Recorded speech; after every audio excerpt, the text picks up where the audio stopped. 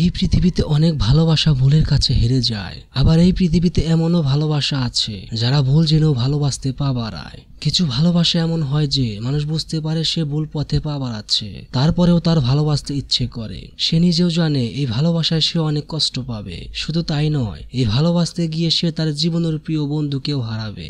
এমনই একটি ভালোবাসার গল্প তুলে ধরা হয়েছে এই সিনেমাটিতে। সিনেমার নাম 1920। চরকিতে মুক্তি পাওয়া আরফিন শুভর এই মাস্টারপিস সিনেমাটি আজকে এক্সপ্লেন করতে যাচ্ছি। যারা সিনেমাটি দেখতে চান তারা চরকিতে গিয়ে দেখতে পারেন, আর যারা শুধু সিনেমার গল্পটি শুনতে চান তারা আমার এই এক্সপ্লেন মুভিটি কন্টিনিউ করতে পারেন। সিনেমার শুরুতেই দেখানো হয় আমাদের এই গল্পের নায়ক মিস্টার অপুকে।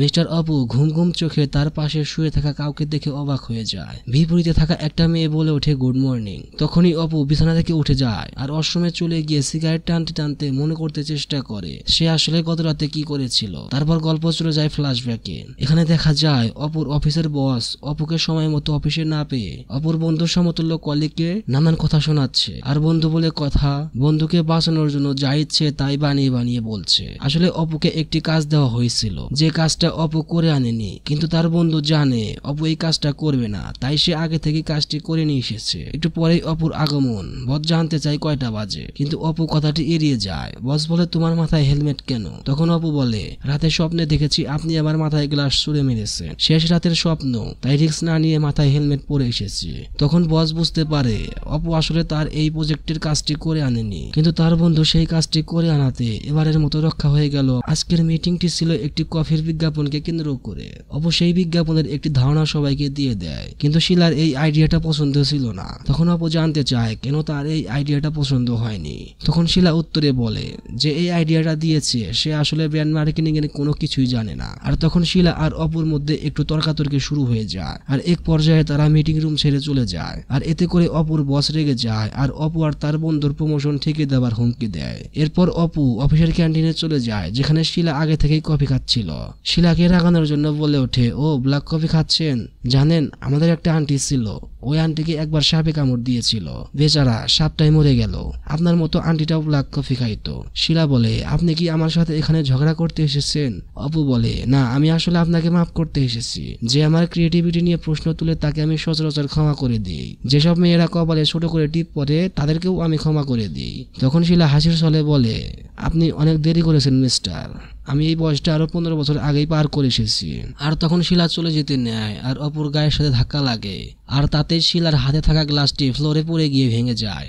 এরপর আবারও দুজনের দেখা হয় একটি লাইব্রেরিতে, যেখানে দুজনেই একটা বই নিতে চাচ্ছিল। আর এটা থেকে শিলা বলে আপনি কি আমাকে ফলো করছেন? আর এভাবেই আবারও তাদের মধ্যে ঝগড়া শুরু হয়ে যায়। ওই একই বই তারা দুজনেই নিতে চাচ্ছিল, কিন্তু বইটা লাইব্রেরিতে একটাই আছে, কিন্তু বইটা নেওয়ার জন্য কার্ড থেকে পেমেন্ট করা যাবে না। আর এই মুহূর্তে শিলার কাছে এত টাকাও নেই, তাই অপুই বইটা নিয়ে যায়। পরদিন শিলার ডেস্কে সেই ভাঙা গ্লাসটা জোড়া লাগিয়ে রাখা হয়েছে, সাথে গতকালকের কেনা বইটাও ছিল। আর তার সাথে ছিল একটা শান্তি চুক্তি, যেখানে অপু সাহেব তাদের দুজনের মধ্যে বন্ধুত্ব গড়ে তোলার জন্য কিছু শান্তি চুক্তি লিখে শিলার অফিসে রেখে গেছে, যা পরে শিলা অনেকটা অবাকই হয়েছে। আর এভাবেই তাদের মধ্যে বন্ধুত্ব গড়ে উঠতে শুরু করে।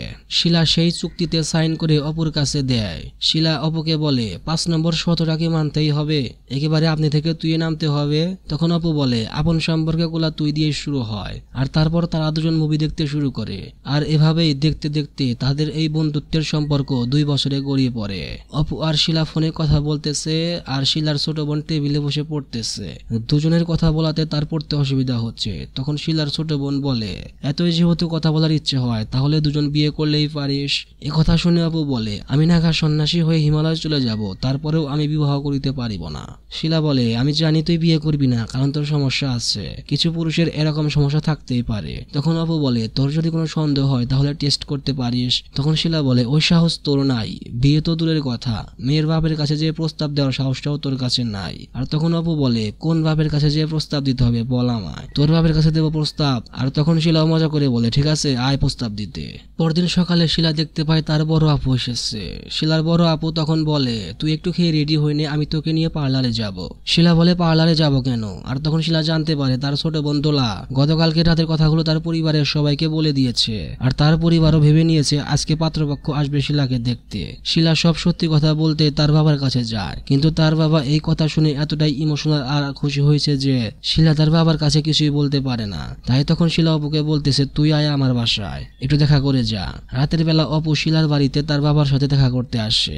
অপু আর শিলার বাবার মধ্যে অনেকক্ষণ কথা হয়। তারপর পরিস্থিতি এমন পর্যায়ে চলে যায় যে বিয়েটা প্রায় অর্ধেক ঠিক হয়ে যায়। পরদিন আমরা দেখতে পারি অপু আর তার ফ্যামিলি শিলার বাসায় চলে আসে, আর এখানেই তাদের বিয়েটা পুরোপুরি ঠিক হয়ে যায়। মজা করে বলা কথাগুলোই তাদেরকে এই পর্যায়ে নিয়ে এসেছে, আর এই ভেবে তারা আফসোস করছে।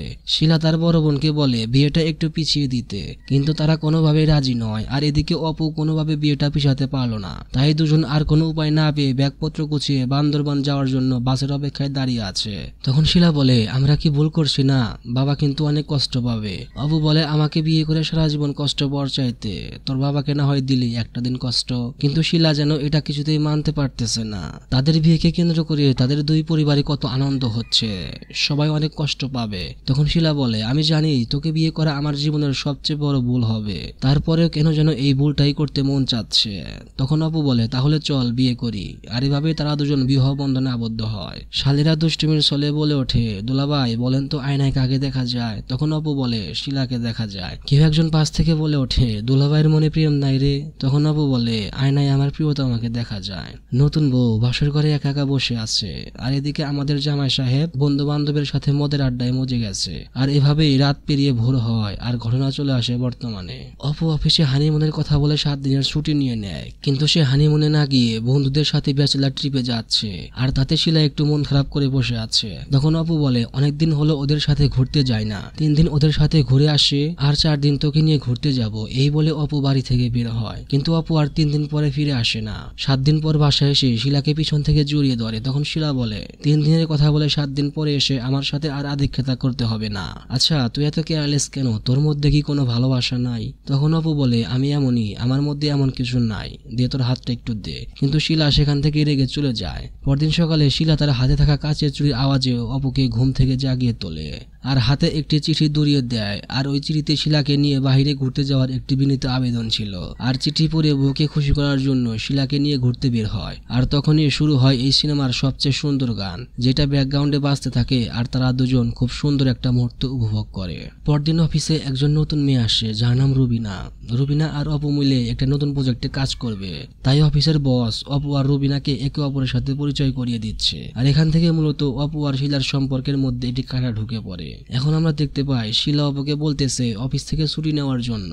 আজকে নাকি শিলার ভালো লাগছে না, তাই অপুকে তার পাশে থাকতে বলতেছে, কিন্তু অপুর অফিসে অনেক কাজ থাকায় শিলাকে বুঝিয়ে চলে যায়। এরপর আমরা অপু আর রুবিনাকে লিফটের মধ্যে দেখতে পাই, তারা তাদের সেই প্রজেক্ট নিয়ে কথা বলতেছে। আসলে তারাই প্রজেক্টটা পাবে কিনা তা নিয়ে একটু সন্দেহ আছে। রুবিনা বলে, যদি আমরা এই প্রজেক্টটা পাই তাহলে আমরা দুজন মিলে গলা ডুবিয়ে কাচ্চি খাবো। এরপর শিলা আর অপুকে দেখা যায়। অপু শিলাকে বলতেছে, তুই আর এখন আগের মতো সাজিস না কেন? তখন শিলা বলে, যার জন্য সাজবো সে তো আমাকে নোটিশই করে না। সকালবেলা বলার পরেও বাসায় এসে একবার খোঁজ নেয় না যে কেমন আছি। আর তখন অপু উঠে গিয়ে শিলার পাশে গিয়ে দাঁড়ায় আর বলে, এখন শরীরটা কেমন লাগছে? তখন শিলা তার গায়ে থাকা অপুর হাতটা সরিয়ে সেখান থেকে চলে যায়। তখন অপু বলতে থাকে, তুই তো জানিস আমি এমনই। কিন্তু শিলা বলে, আসলে সবই তোর ঢং, জীবনে কতগুলো মেয়ের সাথে মিশেছিস, তারপরেও বুঝতে পারিসনি মেয়েরা কোন জিনিসটাই খুশি হয়। মেয়েরা যে শুধু গিফট পেলে খুশি হয় তা না, যে মানুষটা কেয়ার করে তার জন্য গিফটটা কিনে এনেছে, মেয়েরা সেই কেয়ারের জন্য খুশি হয়। ভালোবাসার মানুষের একটু অ্যাটেনশন পেলে খুশি হয়। তখন অপু বলে, আমার মধ্যে সব কিছুই নাই, আমার দ্বারা এগুলো হবে না। এসব বলতে বলতে অপু সেখান থেকে চলে যায়। এরপর দেখা যায় শিলা তার বছর থেকে ছুটি চেয়ে নিচ্ছে, আজকে নাকি অপুর জন্মদিন। আর এখন আমরা দেখতে পারি রুবিনা অপুকে জন্মদিনের শুভেচ্ছা জানাচ্ছে, কিন্তু এখানে অপু রুবিনাকে বলতেছে, আমার গিফট কই? তখন রুবিনা অপুর দিকে এগিয়ে গিয়ে বলে, আমার কাছে তো তোমার অনেক পাওনা, অবশ্যই তো একদিন শোধ করে দেব। তারপর সিন চলে যায় অপুর বাসায়, যেখানে অপুর মা আর শিলা তাদের বাড়িটা সাজাচ্ছে। অপুর জন্মদিন উপলক্ষে তাদের আত্মীয়রা রাতের বেলাতে অপুর বাসায় এসে পৌঁছে গেছে, কিন্তু অপুর এখনো কোনো খবর নেই। আরেকদিকে দেখা যায় অপু আর রুবিনা একটা রেস্টুরেন্টে সময় কাটাচ্ছিল, আর এদিকে অপুর আত্মীয়রা বলতেছে, আর সময় নেই, আমরা আর থাকতে পারবো না, আমাদের লেট হয়ে যাচ্ছে। এই বলে সবাই চলে যায়। তারপর আমরা দেখতে পাই রুবিনা অপুর সাথে কিছু অন্তরঙ্গ সময় কাটাতে চায়, কিন্তু তখনই অপু বলে, আমি বাসায় যাব। সেখান থেকে অপু চলে যায়, আর বাসায় গিয়ে দেখে দেখে তার মা আর শিলা তার জন্য অপেক্ষা করতেছে। তখন তার মা বলে, এই তোর আসার সময় হলো? মেয়েটা তোর জন্য কত সময় হলো অপেক্ষা করছে, সবাই এসে ফিরে গেল, তোর কোনো খবর নেই। তখন অপু বলতেছে, তোমরা জানো না আমি এই সমস্ত জন্মদিন পালন করি না, তোমাদেরকে এগুলো কে করতে বলেছে? তখন অপুর মা বলে, আসলে তুই একটা স্বার্থপর, তোর বাবা যেমন ছিল ঠিক তুই তেমনই হয়েছিস। আর এই কথা বলাতে অপু অনেক রেগে যায়, রেগে গিয়ে সবকিছু এলোমেলো করে ভাঙচুর করে সেখান থেকে চলে যায়। শিলা তখন কাঁদতে শুরু করে। এরপর শিলা চোখে মুখে হালকা পানি দিয়ে অপুর দিকে এগিয়ে যায়, আর অপুর হাতে থাকা ফোন তুলতে গিয়ে দেখে রুবিনার সাথে কিছু বাজে ছবি রুবিনা মেসেজ করে অপুকে পাঠিয়ে দিয়েছে। আর এসব দেখে শিলা অঝরে কান্নায় ভেঙে পড়ে। পরদিন সকালে ঘুম থেকে উঠে অপু তার মাকে সরি বলে। তখন তার মা বলে, যার কাছে সরি বলা উচিত ছিল তাকে তুই আর কখনো পাবি না। তখন অপু বলে, শিলা কোথায়? তখন তার মা জানায় শিলা বাড়ি থেকে চলে গেছে, আর কখনো ফিরে আসবে না। এ কথা শুনে অপু শিলাকে অনেকবার কল দেয়, কিন্তু শিলা কল ধরে না। আর এভাবেই দুজনের মধ্যে দূরত্ব বাড়তে থাকে। এক পর্যায়ে শিলা অপুকে ডিভোর্স দিতে চায়, যা শুনে শিলার বাবা শিলাকে অনেকভাবে বোঝাতে চেষ্টা করে, শিলাকে আরেকবার ভেবে দেখতে বলে। তখন শিলা বলে, আমি জানতাম বাবা আমি ভুল করছি, তারপরে ভুল জেনেও আমি ওকে বিয়ে করেছিলাম, ভেবেছিলাম ওকে শুধরে নেবার ক্ষমতা আমার আছে, কিন্তু তার পারলাম কই। এরপর দেখা যায় শিলার বড় বোনের স্বামী ডিভোর্সের কাগজ নিয়ে অপুদের বাসায় চলে এসেছে। আর তা দেখে অপু আরো একবার শিলাকে কল দেয়, কিন্তু শিলা কলটা ধরে না। তারপর কোনো উপায় না পেয়ে অপু ডিভোর্স পেপারে সাইন করে দেয়। আর এরপর আমরা দেখতে পাই শিলার এক বড় ভাই শিলাকে বিয়ের প্রস্তাব দেয়। তখন শিলা বলে, আমি একবার ভুল করে আমি আমার বেস্ট ফ্রেন্ডকে হারিয়েছি, আপনার সাথে আর কোনো সম্পর্কে জড়িয়ে আপনাকে হারাতে চাই না। পরের সিনে আমরা দেখতে পাই অপু ঘুমিয়ে আছে, আর শিলা তার কাছের চুরির শব্দে অপুর ঘুম ভাঙিয়ে দিয়েছে। তারপরে আমরা বুঝতে পারি আসলে এটা একটা স্বপ্ন ছিল।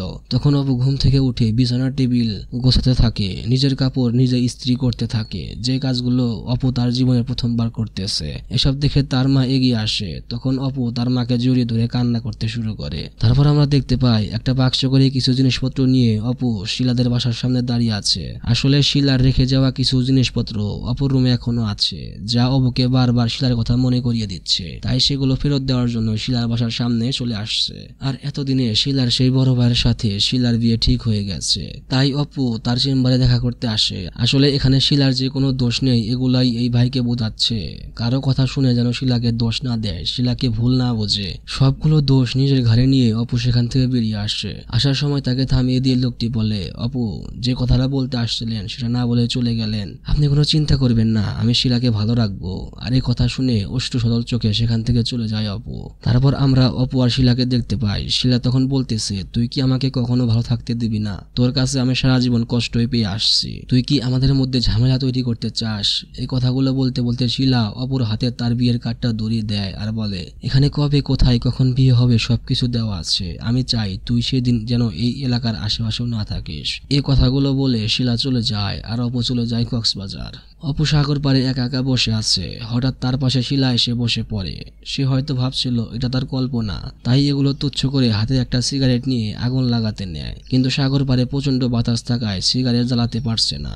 অনেকবার ট্রাই করার পরেও হচ্ছে না। তখন শিলা লাইটারটা নিয়ে যখনই আগুন জ্বালাতে নেয়, তখনই অপু সেখান থেকে উঠে দূরে সরে যায়। আর তাকে দেখে মনে হচ্ছিল সে প্রচুর অবাক হয়েছে। আর তারপর ফ্ল্যাশব্যাকে দেখানো হয় অপুর ফিরিয়ে দেওয়া সেই জিনিসপত্রগুলো দেখে শিলা অনেক কষ্ট পাচ্ছে, অনেক কান্না করতেছে। আর যা দূর থেকে তার হবু হাজবেন্ড দেখতে পায়। আর তখন শিলা বলতে শুরু করে, যখন তুই আমার জন্য 2 লাইনের কবিতাগুলো লিখতি, তখন আমার মনে হতো পৃথিবীর শ্রেষ্ঠ কবি আমার সামনে দাঁড়িয়ে আছে। যখন তুই ফুটপাত থেকে সামান্য কাচের চুড়িগুলো কিনতি, তখন মনে হতো পৃথিবীর সবচেয়ে দামি উপহার তুই আমাকে দিতি। আর এই কথাগুলো বলতে না বলতেই অপু শিলাকে জড়িয়ে ধরে। আর এভাবেই পূর্ণতা পায় ভুল থেকে শুরু হওয়া একটি ভালোবাসার গল্প।